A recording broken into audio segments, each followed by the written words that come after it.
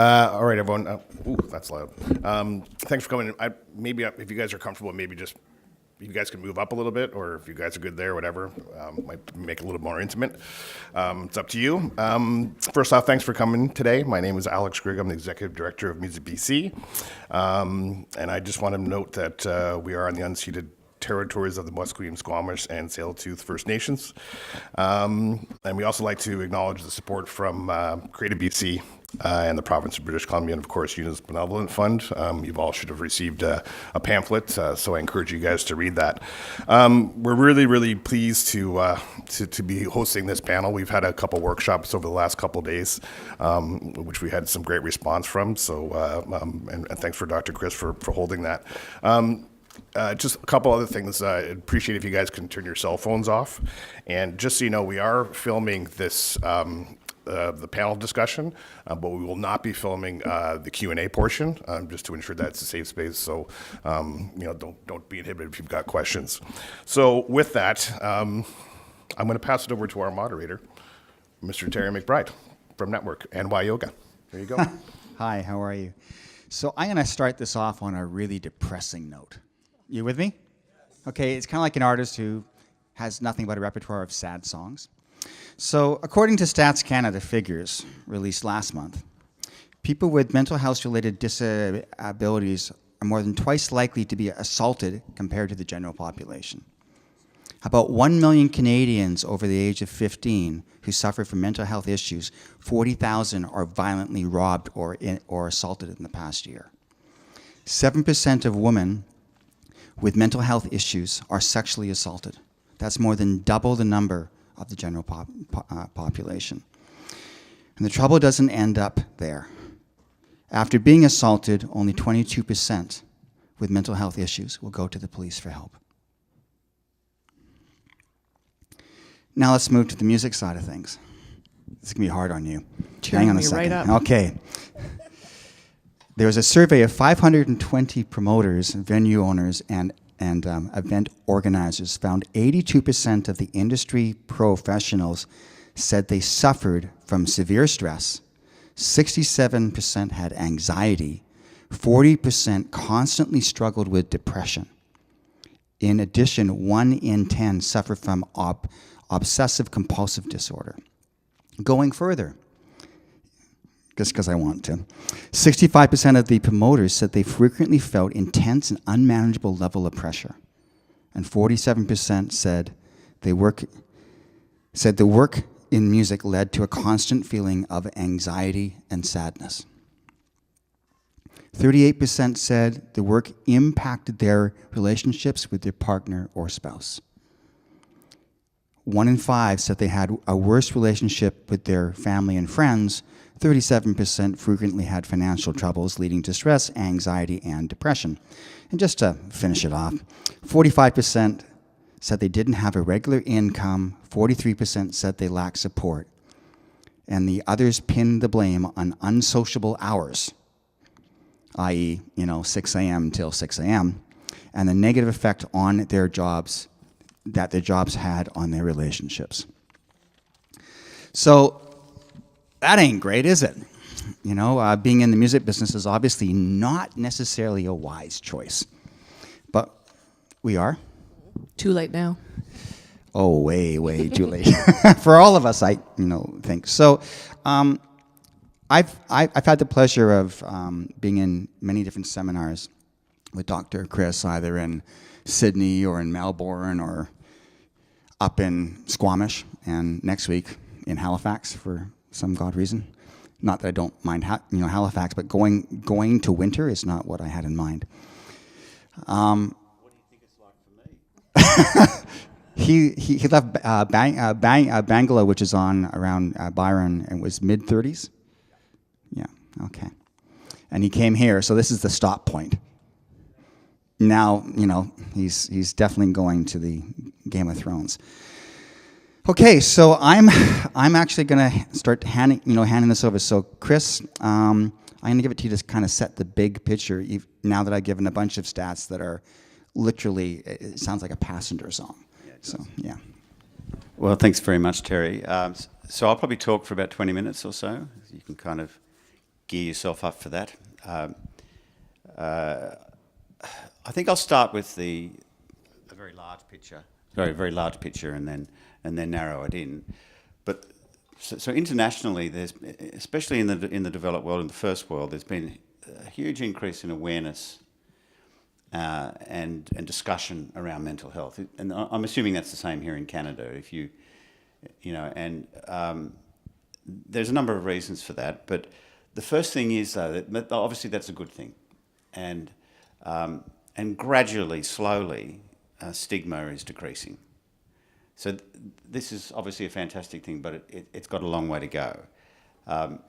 One of the reasons that there has been this incredible rise in awareness is that research has indicated that it provides, apart from the obvious moral and ethical reasons why we should be interested in people's mental health, let alone our own, it's a huge burden on the economy. So I've been frantically looking for statistics in Canada. Actually, we might talk about that a bit later, because there are no official statistics for mental health in the music industry in Canada. There are for Canada. And that study you were citing, Terry, is from the UK, I believe. Actually, one was from the UK, and the Skittle one, which was music-related, was actually North America. North America, yeah. Okay. So you can send that one to me. Yeah, I would believe it's mostly our neighbours to the south. I've heard of them. They're having much, much bigger issues than we are right now. But the burden is enormous. So in Australia, for example, people who go off work with psychological injury, it costs on average 5 times that a physical injury would cost. And the reason for that is that when people have mental health issues, they're usually much longer duration. And most of that cost has got to do with lost productivity. And I'll come back to that when we talk about work in the music industry. But in Canada, for example, every week, 500,000 people are off work because of psychological injury. That's quite a lot. And I think the bill in Canada each year is $51 billion. So, and these statistics are pretty standard. In Canada and in Australia and the UK, and presumably to that big country to the south of here, the general statistics are 1 in 5 at any point in time of your population will have a mental health issue. 1 in 5 every year. By the time you're 40, half of you would have been diagnosable with something. I will say that I think we do tend to overdiagnose these days. I'm a bit old-fashioned in that the Diagnostic Statistical Manual used to be about that thick, and now it's that thick. We keep adding diagnoses, but the point is we're definitely not getting happier in the Western world, and it would appear we're getting less happy. Which, if you think about it, is a bit ironic, given our standards of living have been rising and rising and rising. We ought to be a lot happier. And when we come to talk about the music industry, music should be making us happy, right?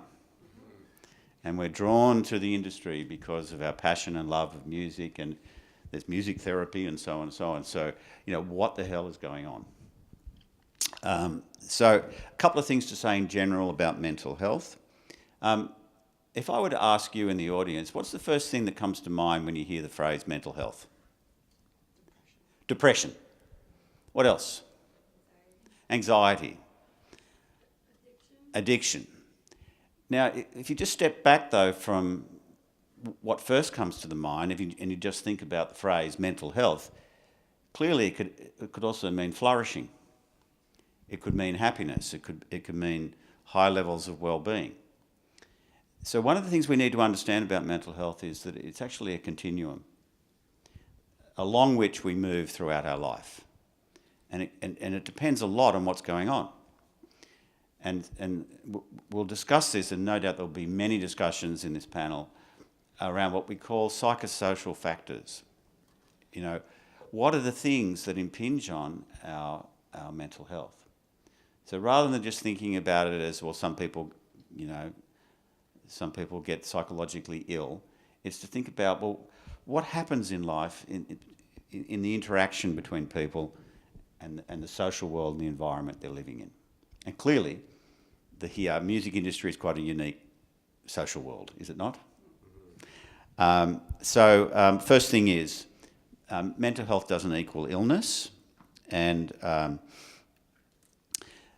now when we want to look at the statistics, so if we've got 1 in 5 and about half of us by the age 40, and probably all of us, if we live a long life, would have one diagnosis. When you look at the music industry in Australia, New Zealand and the UK, and as I said, we don't have the exact numbers for Canada, but I'm betting they're the same. The rates of anxiety and depression are somewhere between 4 and 6 times higher than the general population.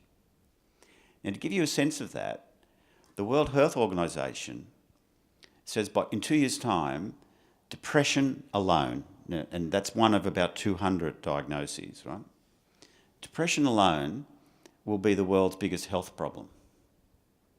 So it will leapfrog cardiovascular, right? And that's in terms of what it costs. It's the burden on societies. So 4 to 6 times the rates of anxiety and depression than the general population. Suicidal ideation, so people thinking about suicide, is 6 times the rate of the general population, leading to double the rate of actual suicide. So these are extremely serious numbers. And drug and alcohol is somewhere between 4 and 6 times the rate of the general population. So you'd have to be saying about the music industry, it ain't a healthy place to be in.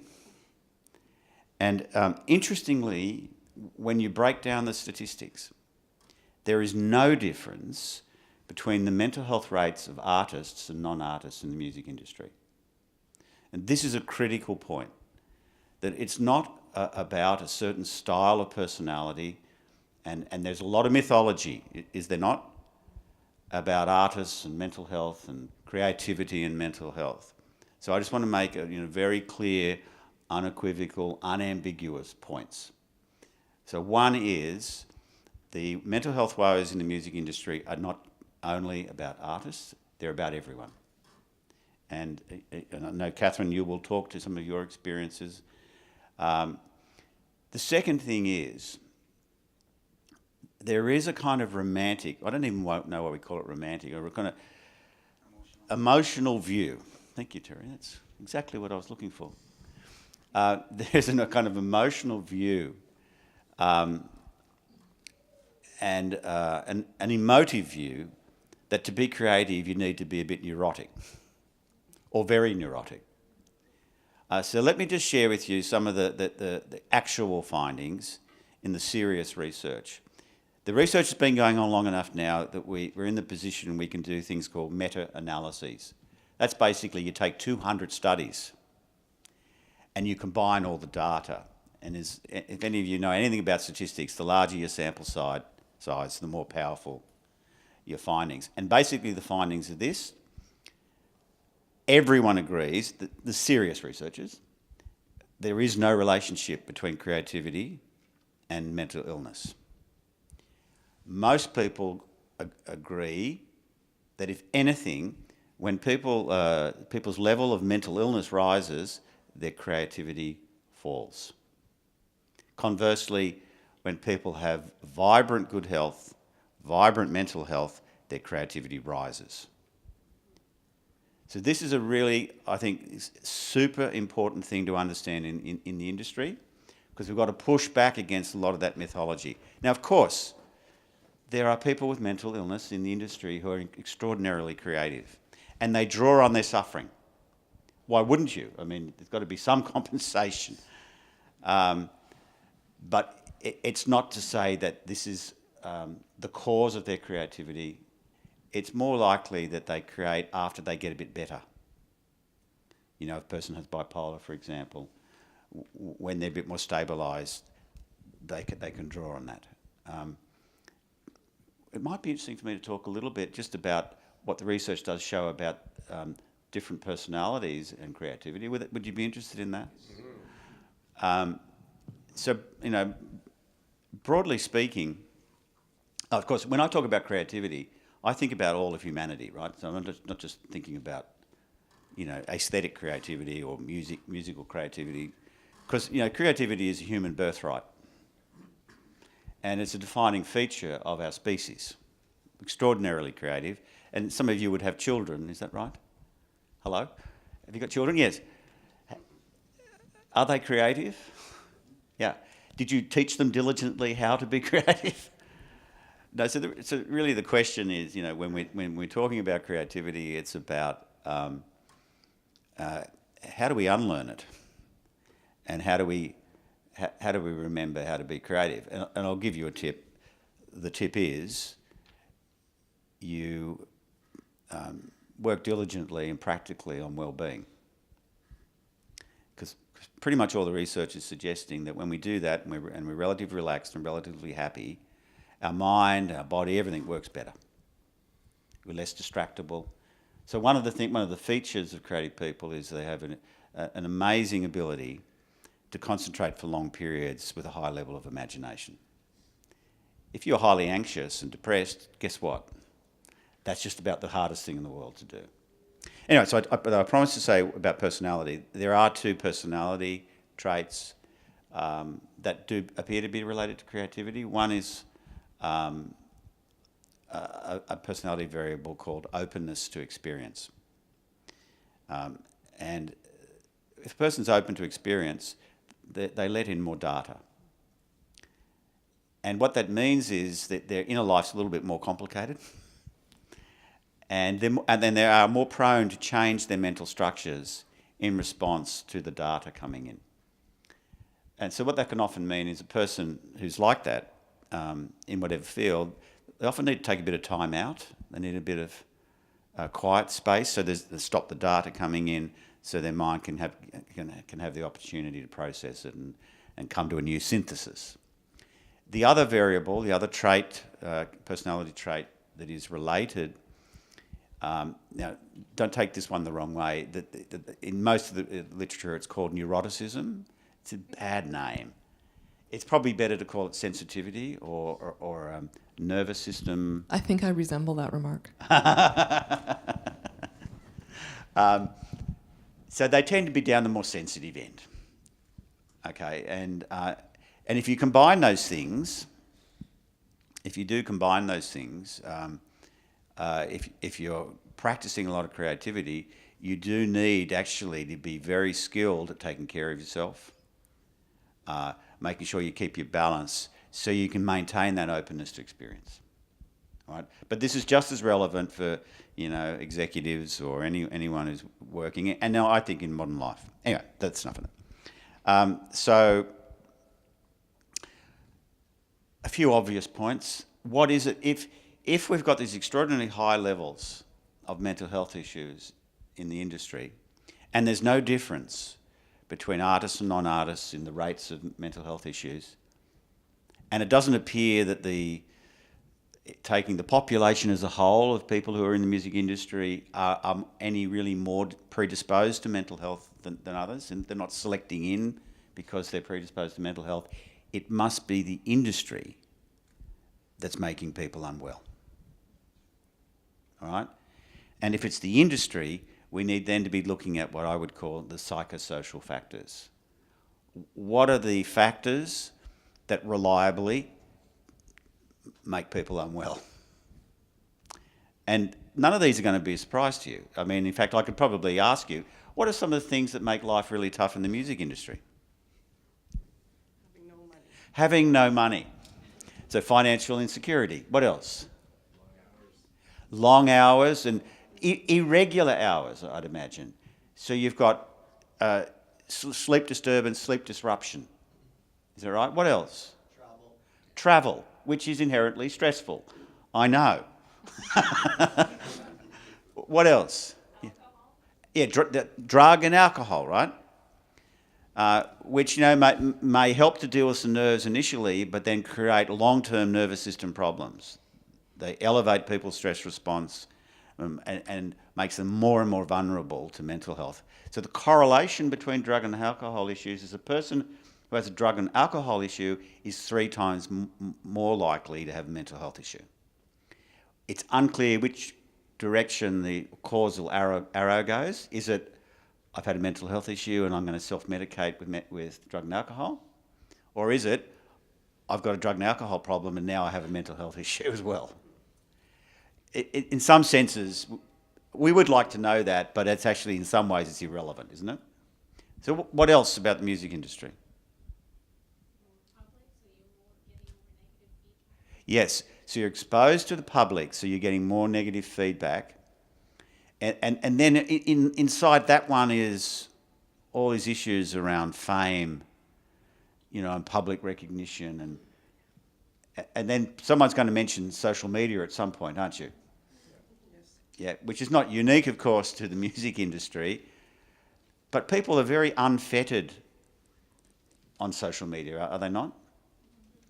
They're quite willing to say sorts of things about people that they would probably never say face to face.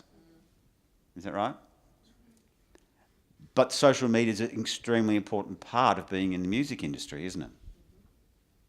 So what else? Competing with so many now. Yes, competition. Yeah. You know, and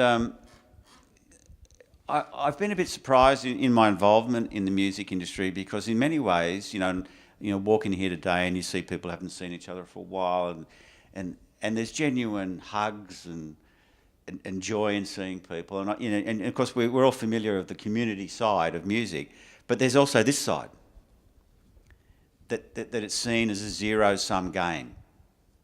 There's only so many gigs. So if you win, I lose. So it can create a very unhealthy. We may discuss this later, I think, Terry. I actually completely disagree with the fact that it is a zero-sum game. But I understand it from a psychological point of view. What else? Yes? Being a female body person in the industry is... Yeah. So there's all kinds of discrimination, like being male or female. There's sexual discrimination. And all the other kinds of discrimination that we see elsewhere in society. You know, there'd be colour-based discrimination. not just being discriminated against, but also being unsafe. Yes, and being unsafe, so harassment, and so on. And I hadn't heard some of the statistics that Terry gave us earlier. I mean, it makes perfect sense because you're more vulnerable. You're feeling less able to be strong and assertive and proactive in the world. Yeah. Yes. There being less and less money, I think, also means that like the jobs still have to get done, so you wind up spread very thin all the time. Yeah. Having to wear so many different hats in order to get everything done. Yes. So there is a kind of culture issue within the music industry around people trying to do, like, just work ridiculous hours and try to do too much. Yep. And it's interesting because I've worked in a number of the arts industries, and a lot of them work that way. And it's partly because of the passion involved, you know, that we add all this discretionary effort because we're passionate about what we're doing. And one of my dear friends and colleagues, David Court, talks about the amount of volunteer work that's done in industries like this. And he says they're deriving psychic income, which is a beautiful notion, yes. That's a good point. You brought up Stigma. Yeah. Yeah, people are worried, and the statistics in the mental health industry are that people are very worried about acknowledging they've got a mental health issue because with the competition, they think that might disadvantage me. I might be discriminated against, yes. The general public loves music, but they don't want to support the musicians. Well, they don't want to pay for it. No. And if you say you're a musician, they go, oh, what's your other job? Yeah, what's your real job? So, you know, from a cultural perspective, that's debilitating, right? Yeah. But I've also seen, if I may say, within the music industry that people who are musicians or in the industry, they often don't hold themselves as professionals, and they are actually too willing to give away what they do for free. And that the part of it needs to be about thinking operating. We're doing a program in in Halifax called. Yeah, it'd be a bit warmer in Phoenix. But the Phoenix program is for music managers, but it's largely about financial literacy and helping managers really manage the whole person and them. And you know what? That in the 5 or 6 years that I've been doing that program, that's a constant theme. Is that struggle? Is that trying to make it? And they come to the program looking for answers. And in the end, the answers are within inside themselves. But those are the hardest answers to find. And part of what we do is we kind of strip it out of them. And but they feel safe through that whole process because they built a very good process for like allowing that to happen. But I will put a side note upon that where I would say it was far more challenging to be financially stable in the music business 5 years ago than what it is today. And it'll be much easier to be financially stable in 5 years from now. So, the business went through a very tough period of time. It's coming out of that, and it's coming out of it in a way that what I call the middle-class artist has a really good shot at being authentic and creating what they want and actually having an audience large enough to actually sustain them in that, in a sort of healthy and positive way. I would say that would have been very difficult to do a decade ago. But it's a lot more promising now. And just to say something on top of that, it's interesting if you listen to what Terry's saying, because from my point of view as a psychologist, and maybe I'm not a typical psychologist, but no, okay. But I don't like to psychologize too much. And so when I look at a lot of the ills in this industry, it's not about individuals and their personalities by and large. It's anyone would get sick. If you're working so damn hard and you're so insecure the whole time, and you're not even thinking about getting a mortgage, and then you have kids, and then you got to work 2 or 3 other. Before we get too psychological, or as my wife says, psychomological. Before we get too psychological, we should get practical. And so one of the things that we do in the Phoenix program is we say, look, let's form a really solid foundation so people can feel secure, so that they then can relax into their creativity with some measure of security. All right. So then the question, obviously, that's resonant in the room without having been asked is, well, what do we do about it? And I'll just make some general comments, and obviously I think in the further discussions and then the questions, we'll want to drill down to specifics. But I just want to paint a larger picture first. The first is there are stages in which we need to intervene with people. Clearly, if someone is really ill, they're suicidal or they're just so anxious they can't function, we need to have a kind of emergency response. We need to have the knowledge, the skills and the confidence to assist them. So the last 2 days, I've been running some workshops with some of those lovely people who are in this room, enabling people just to hold what I call a helping conversation. And so I'm going to give you a very mini version of that. There are so many times, aren't there, where we have a gut feeling that someone's struggling and we don't say something? Is that right? Why don't we say it? Why do we hold back? Fear of? Could be a multitude of things, but Yeah. what that person would do, or Fear of what the person might do. what you would do to that person. What I'm going to do. Like, will it be helpful? Will I make matters worse? Fear of losing them. Fear of losing them, or even fear of losing the friendship. Yeah. That's what you meant, yeah. It might be that you worry about it being a very difficult and emotional conversation. And you shy away from that. Okay? So these are all very understandable reasons, are they not? But they're not good enough. all right? And I'll tell you why. Mental health is just like physical health. Like, imagine you had an infection in your leg. What would you do? Hopefully, you'd go to the doctor, right?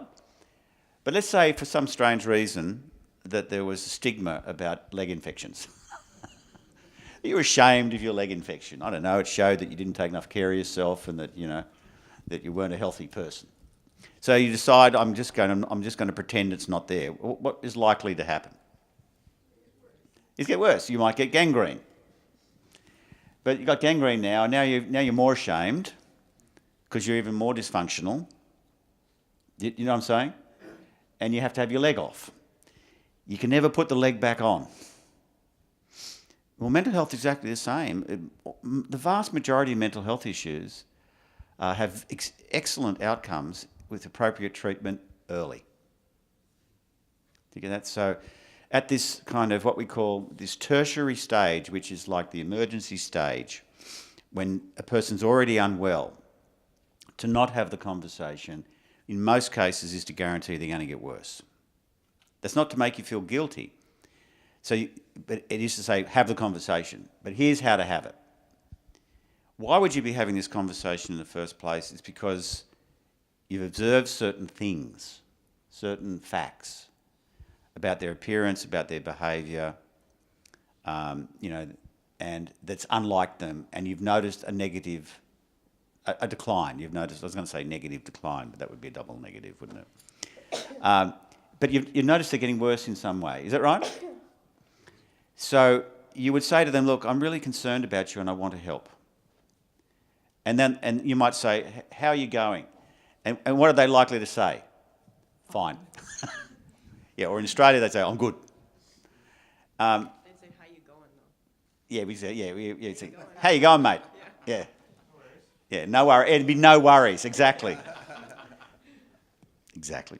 You need to be ready to push past that, of course. You say yes, but look, I've observed A, I've observed B, I've observed C. You know, I saw you weeping yesterday. Like you're turning up late, you know, to work. You snapped at so and so. You're normally a very friendly person. You're isolating. You're not having lunch with anyone. Why do you need observables? Because it draws their attention you're not psychologizing them. You know, so you don't say to a person, I think you might have depression. I think you've got rapid cycling schizoaffective disorder. That would go down like a lead balloon, all right? So, no, you give them the observables and then you reinforce, and then you ask an open question like, what's going on? And what do you do then? You shut up. And how long do you shut up for? Until they fill the silence. Do you get that? Now, it may not work, you know, like you may have to be, you know, as I put it, you know, you might have to keep on tapping on their window a few times. And I certainly don't want you trying to kick in their door. All right? But that's the most important thing you can do. And then the next thing, of course, is to know if they do need referral, if they do need professional help. They may not. They might need a financial counsellor. Or they might need just someone to talk to because their marriage is breaking down and they're appropriately and terribly sad, but not clinically ill. Do you know what I mean? That's another thing, by the way. You can have a mental health diagnosis and have a high level of well-being. Just as you can have no mental health diagnosis and be a really miserable son of a bitch. Is that the official term? It's technical diagnosis. No, it's not diagnosis. So we can be really, really unhappy and have a low level of functioning even though there's no clinical diagnosis. It's called life. Right? So you intervene in that one as well, right? It's not just about some official thing. Remember the continuum? All right. So that's at that tertiary level. At the secondary level, it's where you notice more subtle signs and you intervene early. So it's a similar conversation, but they may not be totally ill yet. But you say, you know what, I'm a bit worried about you. I've noticed these things. So you get people talking about it early and you start having a practical problem-solving conversation around resilience and what are you doing in your life? Are you exercising? What's your diet like? And so on and so on. The third level is what we call the primary intervention, and that's prevention. And really, the purpose of this panel, the training I've been doing the last couple of days, what we're doing in Phoenix in some ways, in Halifax,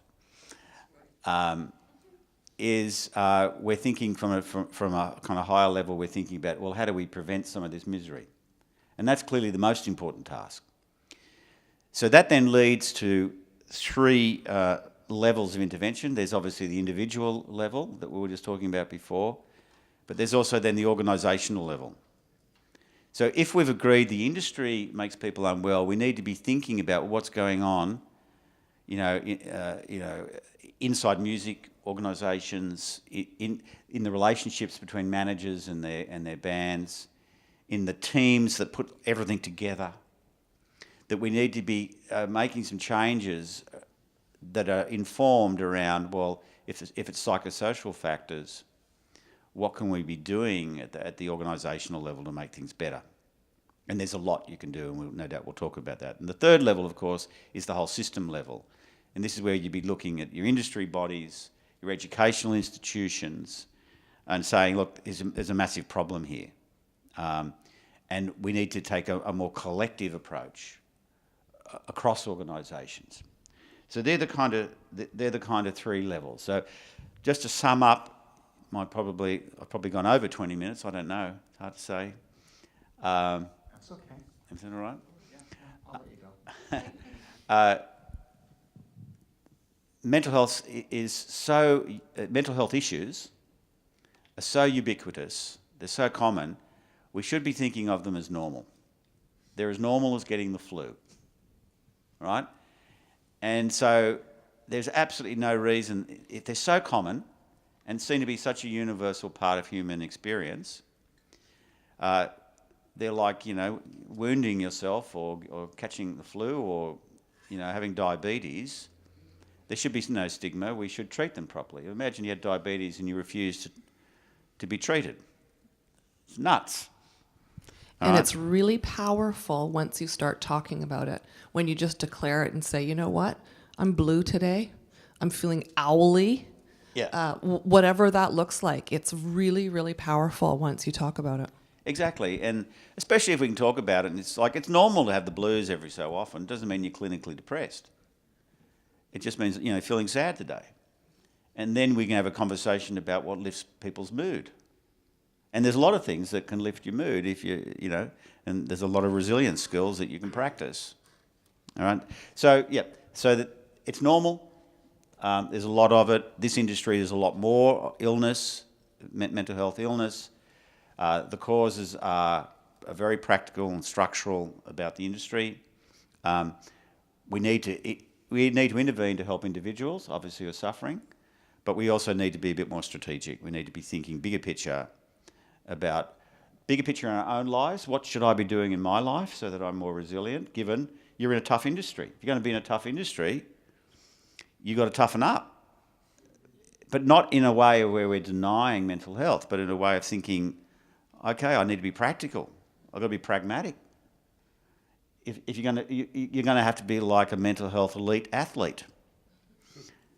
Do you know what I mean? Like you're going to go say, okay, if it's like that, I'm going to have to be more robust than the average person to maintain my well-being. And a tip, the drug and alcohol culture is not going to be your ally in this. Quite the contrary. It's a terrible coping mechanism. Really bad for physical health, really bad for mental health, and really bad for creativity long term. Do you know what I mean? So part of your job out of today, and I said this to the people that I had the chance to play with the last couple of days, is you've got to be evangelists. You've got to leave here, and when you hear people, saying how cool it was about how drunk they got, or if you hear it coming out of your own mouth, you've got to give yourself an uppercut. Right? And, but if someone else is saying it, you politely but firmly, you tell them they're an idiot. and that they're a dangerous idiot because they're spreading a myth that kills people. It's a bit harsh, isn't it? But I think that's what we're doing here. We're actually acquainting ourselves with reality, not mythology. So I think I should stop talking for now. No doubt I'll say more later. But who am I handing over to, Terry? You're handing it over to me right now. Okay, good. So thank you, Dr. Chris. Now you can see why I wanted to bring you all the way over to this side of the world.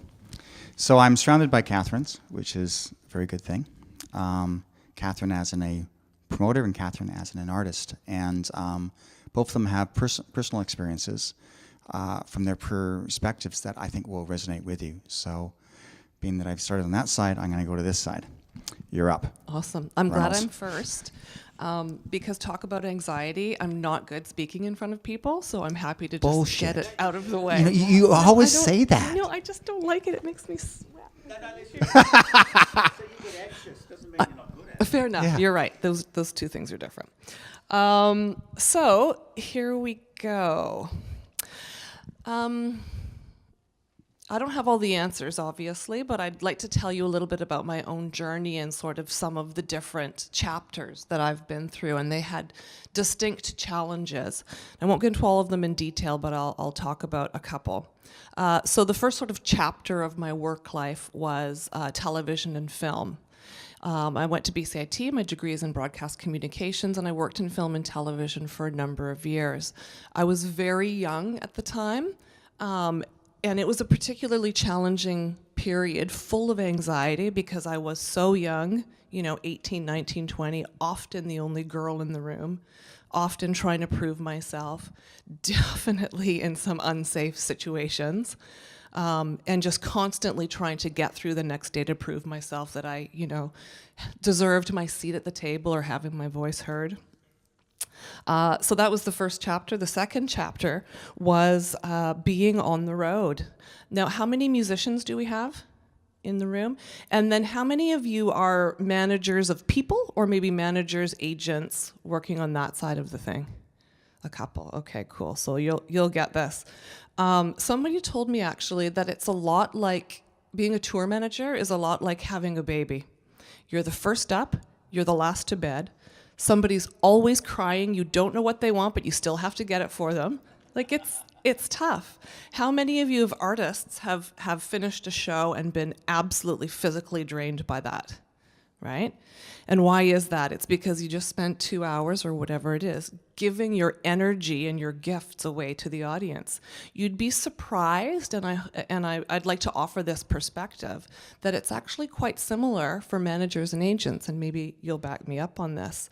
When I did Dido's World Tour in 2004, which was one of the biggest albums on the planet, we did a world tour, and it was fun. Let me be clear, I got to walk the red carpet at Cannes and play all these massive music festivals and fly on private planes. It was the hardest gig I ever did. Do you know what my number one strategy was at the time for getting through all the pressure? At the end of the day, get on the tour bus, drink a whole bottle of wine before bed, and then cry myself to sleep in my bunk. That was it. That was all the tools I had at the time. It was really hard. As a matter of fact, I remember when I finally ended that tour, I came home and I did my first yoga class because I finally had some time off and wasn't that great. And the instructor was cueing the class and I didn't know where my body parts were. I'd spent so long taking care of everybody else but myself that she's telling me to stretch my sacrum and I physically didn't know where it was anymore. So, for those artists in the room, it's similar, the pressure and the realities of being on the road. We feel that quite a bit. And so then in 2004, I got off the road, I bought a house, I had a baby, I started a new business, all within 18 months, because I'm a bit of an overachiever that way. And now I'm a boss, and the pressure is immense. Constant HR challenges as staff come and go, relentless volume. It's challenging to be a woman in the workplace, especially if you're the leader.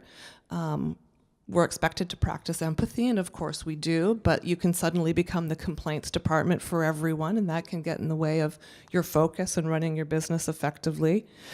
I find it interesting, for me anyway, that in all 3 chapters, I chose careers where my social network was the same as my business. And I don't know if that was conscious or unconscious, but it must be, because I continue to do it all the time.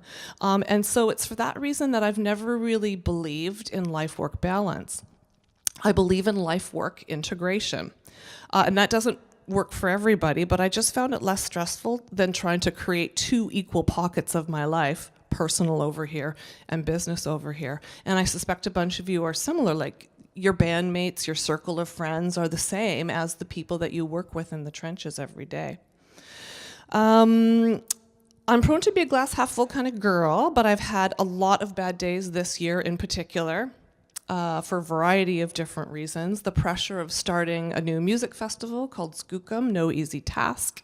I lost my mum after a very short, brief battle with cancer, which has rocked my world. She was my true north, and I miss her every day.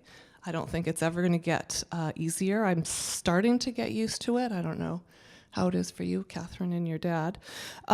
Because of it, I've become very aware of my moods, other moods, and how they affect my business. So I do have a few tips for you, and I'll be just share with you what I'm doing for my business and then what I'm doing for myself personally to make sure that mental wellness is something that I always consider. So who's heard this expression, never let them see you sweat, right? Who feels that, right? And it fascinates me that those of you who are solopreneurs, and I started out there myself, why do we think we have to know how to do all the jobs ourselves? And then we're sitting there circling the basket, not being good at anything, because we have to learn the accounting function or the legal function or all of those things. So one of the things that I do as a leader is I practice vulnerability in my business. And believe me, I'd rather have the world see me as being pretty imperfect and whole. But I don't pretend to have all the answers. And I'm quite honest with my staff. Yes, I've cried in my boardroom. I try not to make a habit of it. But what I do is declare things. I have literally walked into my boardroom and said, guys, I'm having a bad time. I don't have the answer for you. I don't know the direction we're going to go, but let's figure it out together. And what I find is by being willing to co-create things and being vulnerable, what it does is it tells my team that it's okay to ask for help, that I don't expect them to have all the answers or work all the hours. And that's been really valuable at BRANDLIVE. I would suggest that you spend some time and energy, and that could be money or it could just be energy, understanding your social purpose as a business, whether you're a solopreneur or an artist making music, or whether you're a leader of people. We did it at BRANDLIVE, and it was actually really fun to realize that more than just being a shrewd marketer or a shameless music festival promoter, that on our best days we bring communities together, and on our worst days we entertain people, but that's still pretty good. And it's neat to galvanize the business around a mission like that and really have it clear. We do a lot of things as a community within the office. We're called BRANDLIVE, but we do BRANDLOVE every month, and that can be a variety of different things. Sometimes it's just going for a pint. Often it's a give back in the community. Just spending the time together creates little shifts in energy so that when we're spending all the hours working together, it feels like it's less of a drag and more, bringing us together as a team. So my journey as a human being, and I've been on the same journey for quite some time now, which I don't know how it's going, is to spend more time in my body and less time in my head. Who knows what the itty bitty shitty committee is? Yeah, you all know. Maybe no one's called it that before, but the itty bitty shitty committee is that voice that tells you you should be smarter or do it faster or be better at things or automatically know. And so part of my journey is trying to be more in my body, because my body and my intuition knows. Anytime I follow my heart, whether it's personally or in the business, things tend to go well for me. So these might sound a little bit trite. I don't mean them to be. These are just strategies that work for Kath in her life. Gardening. It's actually really amazing to get out into the garden and make things grow. When I'm having a tough time, pruning is like meditation, actually, to go out there and just tinker around. It's a strategy that I've used for many, many years. Appearance. More than working out, and I work out 4 days a week because I find that that leads to mental clarity that I never used to have when I was just sitting up drinking on a tour bus all night. But I actually take care of my appearance. I find if I'm about, I never leave the house in yoga pants. Sorry, they're for yoga, not for wardrobe. Because I find if you pay attention the world to how you've dressed and the appearance that you're giving off to other people, the world treats you a little bit nicer. If I know that I'm going into the office and I'm going to have a bad day because I have to let someone go or have a hard conversation with a staff member that I have to give direct feedback to, or I don't know, cancel Squamish Valley Music Festival, I put on a great suit and it gives me confidence and it makes it a little bit easier to get through the day. Sleep, absolutely critical. I get a minimum of 8, if not 9 hours a night, which might seem absolutely crazy. I know you have children, mine's older now. But I make my whole family go to bed at 9:30. No devices of any kind ever in the bedroom, ever. A lot of people are like, oh, but I need my alarm. Buy an alarm clock. You don't need to use your phone for that. It's a huge strategy. And then the last one is self-reflection. Self-reflection sounds like something that's really easy to do, but it's not, because we don't take breaks. And anytime I find myself just saying yes to everything and prioritizing everybody else's needs over my own, the business doesn't work, and Catherine doesn't work very well as a human being. So I actually schedule time for self-reflection. I know that sounds ridiculous, but I do. Every Thursday morning, it's blocked out in my calendar. I've made my office a bit of a sanctuary so that I can spend time in there, and I close the door and I spend that hour. And sometimes it's business planning, but it's dedicating that time to self-reflection. And I would argue that that as a singularly has helped our business thrive, in particular in these last 2 years. Again, I don't know if any of that resonates for you. I've absolutely used drugs and alcohol to get through a bad time. It works in the beginning. It's not a long-term strategy. I've had sleepless nights and felt overwhelmed and not known how to get through the next day, called in sick and binged on Netflix. We've all been there, right? I'm not that great at yoga. I find I hurt myself all the time. Meditation. Why do you keep looking at me when you say that? I find meditation challenging, to be honest. I close my eyes and it's like, oh, look, a squirrel. But what I do know is how to get up from my desk, walk away, go for a coffee.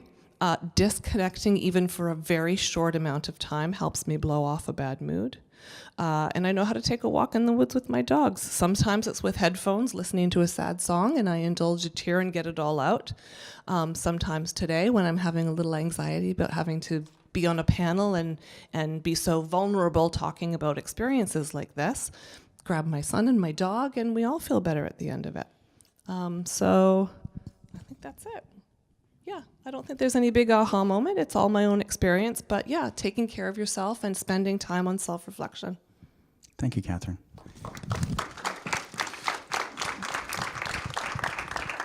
And I will once again apologize for putting you on that Dido tour. Do you know she's actually touring again? I heard. I saw that. I can't wait. Brand new song popped up on my Yeah. Spotify. I'm like, oh, Yeah. wow. Yeah. Thank you. It was a good opportunity. Tough, but you know what? It's one of the things I look back on, and I feel really proud that I did it. Yeah, I'm like glad that you did it. It meant that I didn't have to. So the other Catherine, I'll hand it over to you. Wow, that was really great, and I feel like I am lucky for just getting to sit here and listen to this. I don't know many of you here. I'm from the East Coast, where it is winter, and I'm glad to have this little chance to be here in Vancouver. I guess I'm here to share my experiences. I'm not here because I'm an expert at anything except my own life. When I was growing up, my dad was a musician. He was a songwriter, and he wrote a couple of big hit songs that changed his life forever. And he was able to just be a songwriter. And I always, now that I'm older, I realize how lucky he really was. But he was a guy who could really go between being very serious to very comical. He had a great sense of humor, and he also had an underlying mental illness that I knew nothing about until after he died, really. He took his life when I was 14, and we didn't talk about it. Even my mom and we've talked about it a lot more recently, and my mom said she wanted to protect us from it, and in doing that, we were left kind of blindsided because we didn't know what had happened. And so as a teenager, when you're going to be unhappy and hormonal and emotional anyway, I started writing poetry and songs and learning how to play guitar in my bedroom. After my dad died, I just kind of stayed there for a few years and learned how to write songs. And so songwriting really became my therapist, and which was very useful, still is sometimes. I try not to make that the only reason I write, but it led me into having the same career as my dad, which was writing songs and performing them. And I think when I was probably 20 years old, I started looking around at me and my friends and starting to wonder if everyone else felt the same way as me, if everyone else was feeling depressed or anxious, and they all were on some level or another, and it surprised me because I thought I was just crazy, and it turned out we all were, or we were all normal, right? Yeah, right. No, that's right. Yeah, life. Yeah, it's life.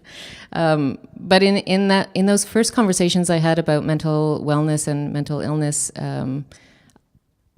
it made me realize that the more I talked about it, the better I felt, the less isolated I felt about it. And so it became something I started talking about on stage as well, about my father's mental illness, and about a little bit about his suicide on stage, and also about my own depression and anxiety. And it was really amazing. What started happening was that people would come up to me afterwards, and people who weren't musicians, to say, thank you for talking about it, because they didn't feel like they had a space where they could share their stories, and they would share their stories with me. And I guess that's how I started becoming a bit of a mental health advocate by accident. And in the last few years, I've done a show on my dad's life, on his music and his whole story, and the end of that show ends with a big mental health message, and it's been kind of the scariest thing I ever did, and also one of the greatest things I ever did, starting to talk about it. And in writing that show on my dad's life, I learned so much about him. I talked to a lot of his friends who knew him in those early years when he was just starting to play rock and roll in Toronto in the 50s, and then writing pop songs in the 60s and becoming a CBC star, and doing all kinds of crazy things that I am a bit envious of, that he got to do some of those things. But all of his friends, I asked them, some of his closest friends had no idea that he was depressed.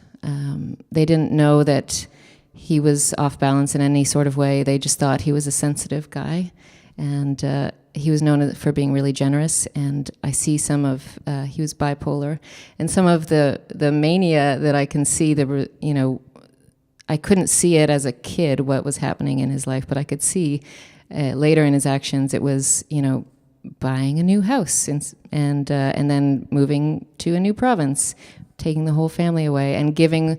I talked to his accountant from the 70s recently, and he said, yeah, it was quite evident that my dad was not very good with money because he just gave it all away.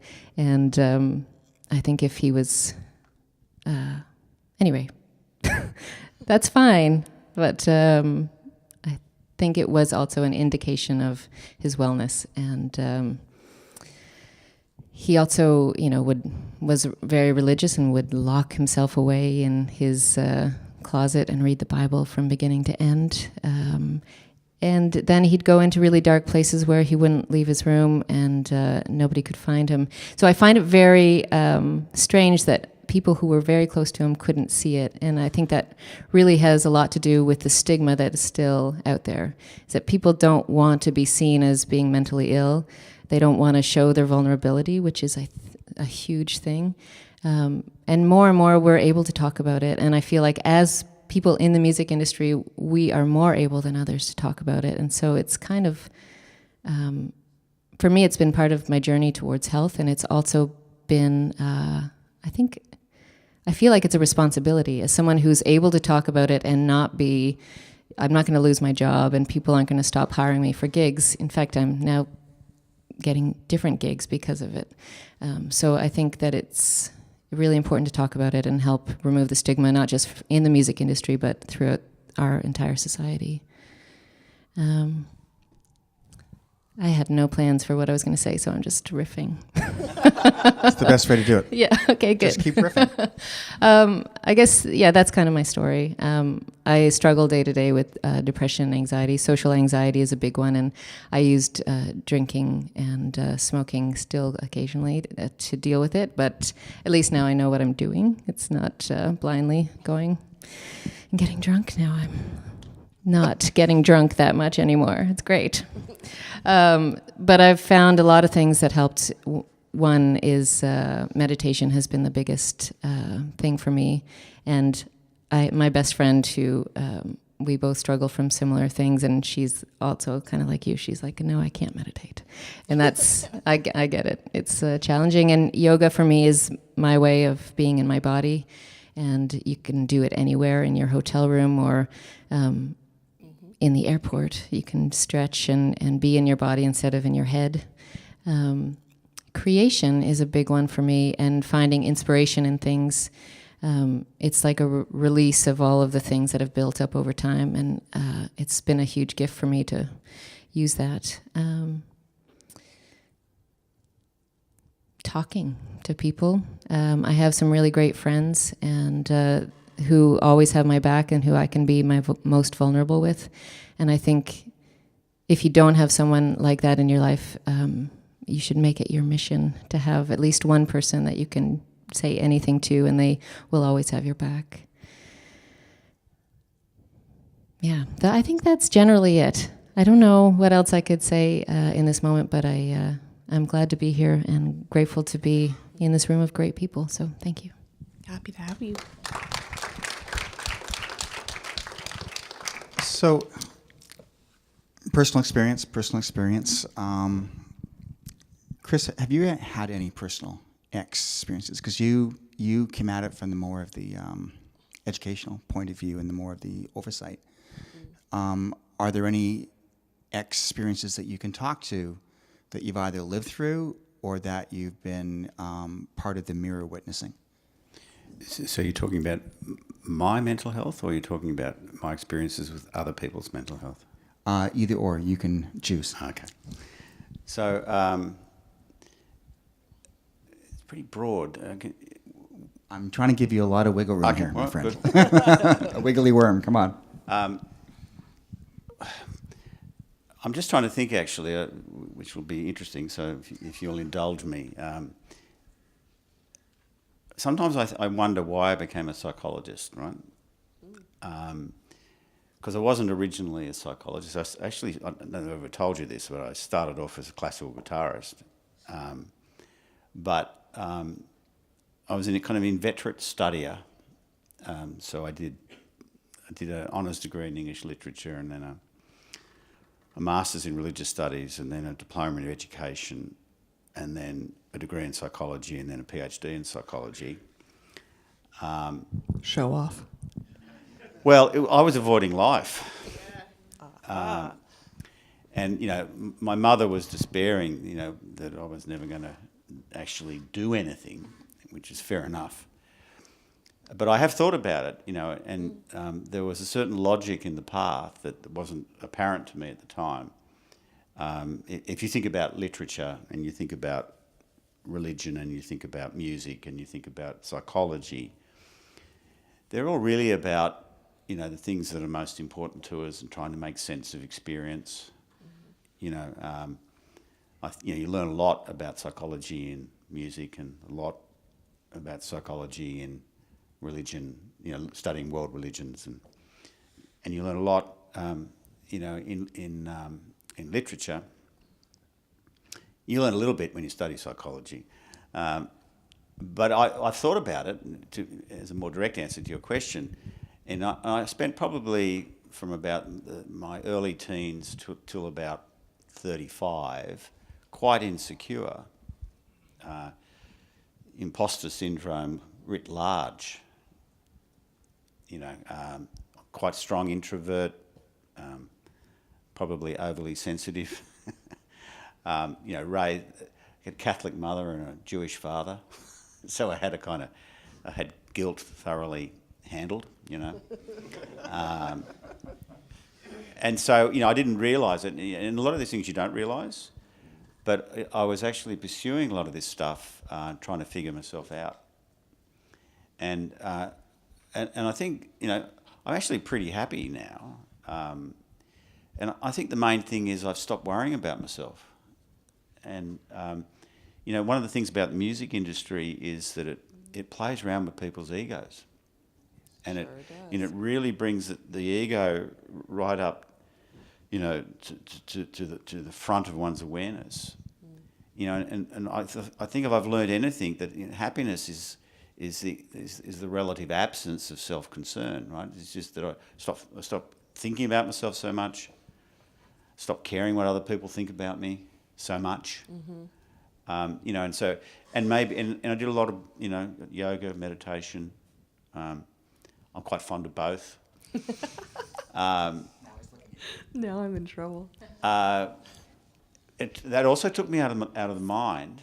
Not that I'm against the mind, but I think that, you know, one of the things I see in the music industry that's very, you know, it's really, really difficult is people are really trapped in issues of ego, and but it's not, obviously it's not only.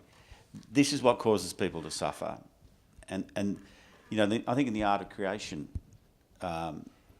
it's very much about actually paying attention to the wonders of the world or the wonders of relationship or the natural world, and even though we might also then turn that same kind of objective attention on our own emotions or our own life, somehow or other we're outside of self. And so I think, you know, there was a certain logic from my own experience to get me to where I am now. Obviously I've had lots and lots and lots of experience of dealing with other people's mental health. And we might, you know, unpack that later with some questions, I think.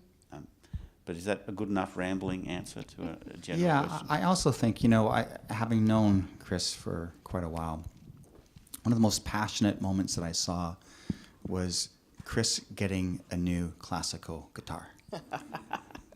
He's still And talking within 5 minutes of coming over to my home a couple of years ago, he couldn't keep his hands off the little 6-string that was just hanging out by the piano. Which only had 5 strings on it. Yes, exactly. Because I don't play guitar. So it's I can see why you've been drawn to music. Music's been part of you and in you, and you're actually a very good player.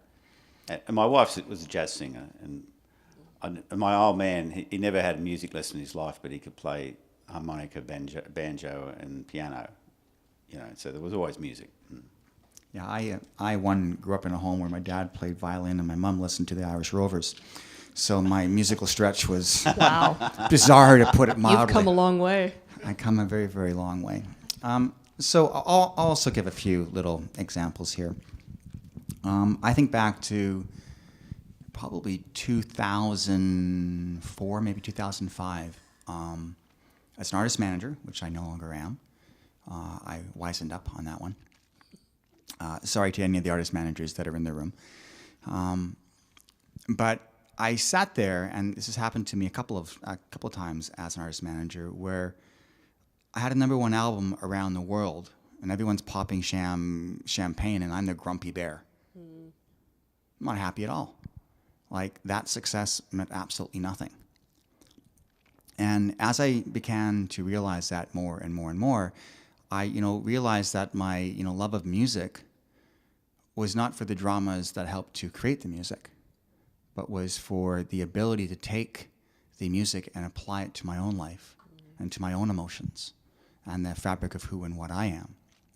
And that was my love of the music, not necessarily the people creating the music.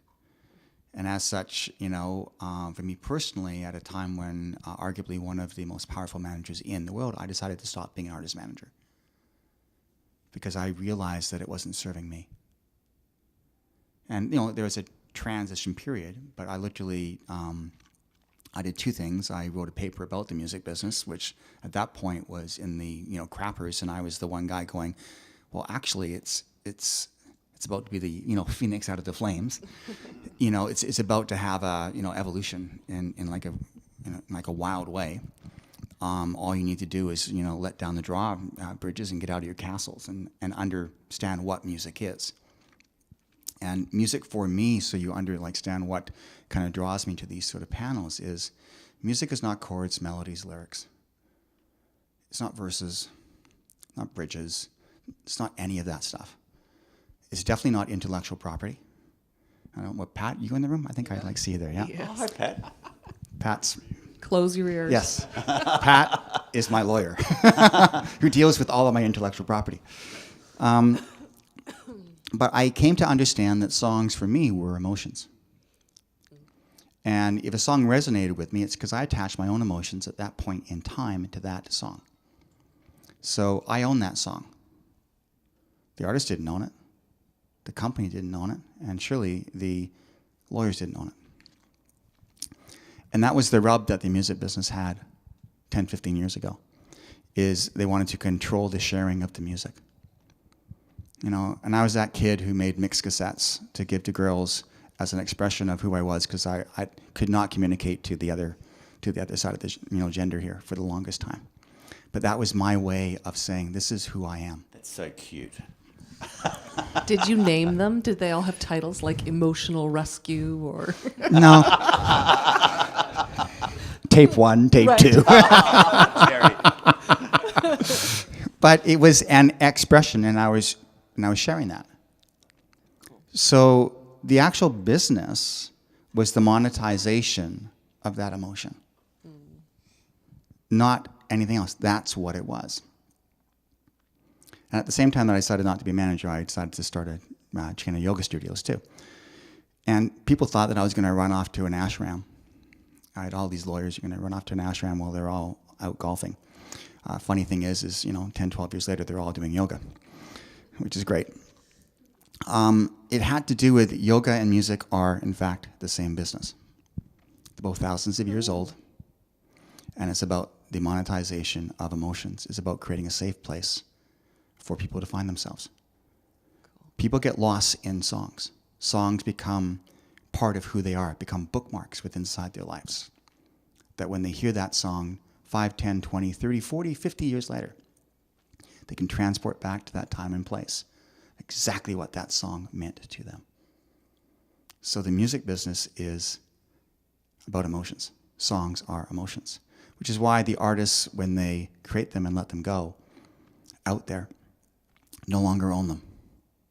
It's not to say that they shouldn't be compensated for them, but they no longer own them. And the more that they get shared, the better it is for the artist, and the better it is for the community that consumes and is passionate about music. So as you go through life, you're going to go through these moments of self-reflection. And I can teach you how to meditate really, really quickly, okay? It's really simple, okay? It's probably very complicated the way that you're coming at it, when in fact it's really, really simple. It's like telling people, well, everyone in this room can touch their toes. Who thinks that they can't touch their toes? Bending down and touch their toes. Good, everyone does, perfect. Because sometimes you will run in, oh, I'm so stiff, I can't do it. It's like, bend your knees. Bend your knees, it's that simple. So you make it so much more difficult than what it actually is. And I think as we all move through our lives. We have those moments. And how we move through life depends upon how we treat those moments. When you get mad at the person in front of you for not using their turn signal, do you laugh at yourself? Or do you just wait for the next person to get mad at? Do you always go the same way to work? Or always wonder whether that light that just turned red, you're meant to go a different way? All really, really small things that can have a profound effect upon you and upon your mood. The minute that I understand in the morning that I'm being a grumpy bear because I'm sleep deprived, at that point I'm consciously aware of it. I can decide to change it. Do I or don't I? Do I want to be the grumpy bear, or do I want to be the loving dad? The answer is pretty obvious, but sometimes getting there can be really challenging. A coffee can help that. But we all have these journeys, and it's the perception that you bring to those journeys. Because as Dr. Chris has basically said, we're all the same. These issues that we're facing are common. They're not uncommon. The stats that I read, as scary as they are, there's massive opportunity inside that information. Massive opportunity. And it's not a matter of cup half full or cup half empty. It's whether you're looking from the bottom or from the top. Everybody thinks you got to look at a cup this way. Like why? Like, why can't you go like this? Do you look through binoculars like this? No, you look through them like that. Okay? On a roller coaster, do you scream on the way up or scream on the way down? Both. Awesome. You have the best of everything. So, it's if there's no more sort of little stories here, Dr. Chris started to open it up. And I would really like that, because nothing worse than talking heads, unless you were the talking You're heads. the band, yeah. Yeah, the band.